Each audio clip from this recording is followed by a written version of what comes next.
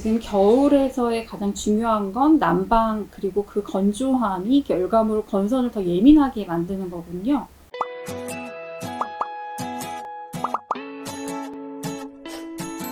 완전 겨울 되니까 이 얘기를 안 할 수가 없습니다. 집에서 난방을 켜고 지내는 시간이 많다 보니까 갑자기 건선이 심해졌다라고 말씀하시는 분들이 많아요. 그러니까 이 보습제관으로 부족할 때 어떤 부분들을 좀 더 신경을 써줘야 되는지, 이런 것들 건선 환자분들은 어떤 부분들을 좀 보완해줘야 되는지 설명해 주시면 좋을 것 같아요.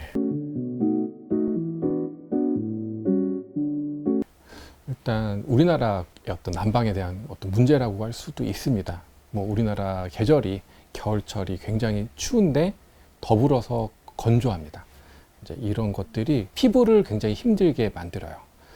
그래서 우리는 이제 난방이 많이 발달이 되어 있는 나라죠. 그래서 겨울철에 난방을 충분히 할 수 있는 그런 실내에 들어가면 언제 어디나 따뜻하고 이런 것들은 잘 되어져 있습니다. 그렇지만 가장 문제는 밖에도 건조한데 난방을 틀면 실내는 더욱더 이제 습도가 낮아지고 건조해진다는 점이죠. 그리고 따뜻한 공기일수록 수분을 없애기 때문에 실내 습도가 굉장히 떨어져요. 그래서 한 20%대까지 떨어지는 경우도 많이 있습니다. 이 정도면은 피부의 수분이 빠르게 증발해서 피부 장벽이 약해지게 됩니다. 그렇기 때문에 건선 각질이 훨씬 더 두꺼워지기가 쉽고요. 일반적인 사람들도 피부가 건조해서 당긴다 이런 얘기들도 많이 하시죠. 또 이렇게 질환이 있는 분들에게는 건조함뿐만 아니라 이제 뜨겁다, 열감 자체도 피부를 힘들게 만듭니다. 게다가 따뜻한 실내에 있다가 밖에 차가운 데 갔다가 왔다 갔다 하다 보면은 피부 혈관이 수축했다가 확장했다가 이렇게 되면서 피부가 훨씬 더 예민해질 수 있어요. 그래서 피부가 더 붉어지고 가려움증이 더 심하게 되는 경우들이 많이 있습니다. 이럴 때는 우리는 이제 할 수 있는 것들이 우선적으로는 가습기를 이용해 볼 수 있을 것 같아요. 인위적으로 우리가 실내를 뜨겁게 만들었기 때문에 그거에 대해서 우리가 가습기를 통해서 습도를 좀 인위적으로 맞춰주는 그런 노력도 중요할 것 같습니다. 일단 습도를 45%에서 55% 정도로 유지해 주시는 것이 좋습니다.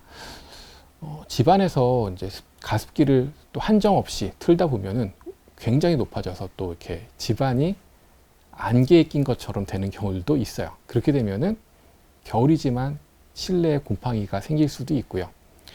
거꾸로 이제 가습을 너무 안 해주면은 그래서 습도가 30% 이하로 내려가게 되면은 우리 피부가 굉장히 마르기 때문에 한 50% 전후해서 유지될 수 있도록 가습기를 이용해 주시는 것을 추천해 드리고요. 또 두 번째로는 또 계속 문을 닫고 이렇게 계시는 것보다는 환기도 함께 해주시는 것이 좋습니다. 습도만 계속 유지하고 실내 공기를 바꿔주지 않다 보면은 실내에서 생긴 미세먼지나 작은 물질들이 실내에 누적이 될 수가 있습니다. 그렇게 되면은 또 피부가 힘들어질 수 있기 때문에요. 하루에 일정 시간 동안 짧게 창문을 열어서 공기를 전체적으로 순환을 시켜주면은 훨씬 더 실내의 환경들이 피부가 편안해질 수 있는 환경으로 바뀌어갈 수 있습니다. 끝으로는 이제 몸의 열감을 또 줄여주시는 것이 좋은데요. 난방 온도를 너무 춥다고 너무 높게 설정하지 마시고 그거보다는 내복이나 이런 것들을 이용해서 가벼운 옷을 입어서 체온을 조절해 주시는 것이 실내 환경을 좋게 만들 수 있는 방법이라고 할 수 있습니다.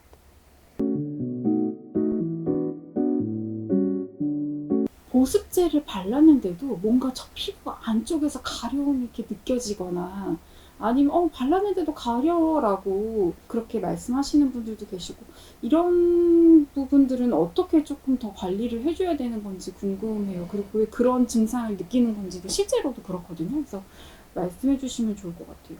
겨울철이 되면서 외적으로 아까 건조하다는 말씀 많이 드렸는데 환경적인 요인도 있겠지만 내부적으로 해결이 안 되는 부분들도 있어요. 아까 얘기 드렸듯이 차가운 데 오래 계시면은 체내의 순환이 떨어지면서 피부까지의 수분 공급이 잘 안 돼서 느껴지는 건조감도 분명히 있을 거거든요.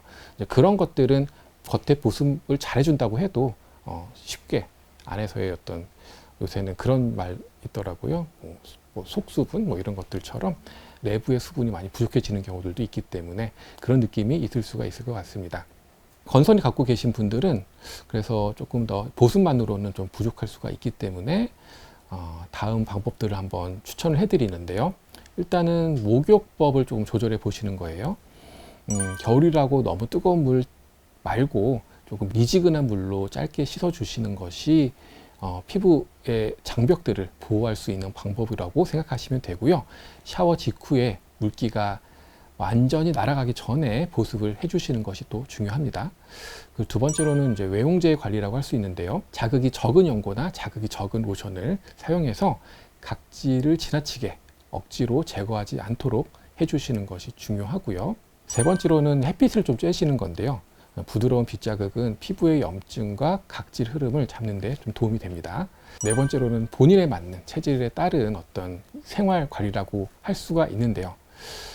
크게 이제 뭐 양인, 음인이라고 제가 나눠서 말씀을 드리고 있는데 열이 좀 많은 양인 같은 경우에는 열을 좀 식혀줄 수 있는 방향으로, 음인 같은 경우에는 순환을 통해서 내적인 어떤 건조함이나 속에 있는 냉기를 없애주는 방법으로 체질에 맞게 생활 관리를 해주시면은 건선이 흔들릴 수 있는 그런 폭을 줄여줄 수가 있습니다.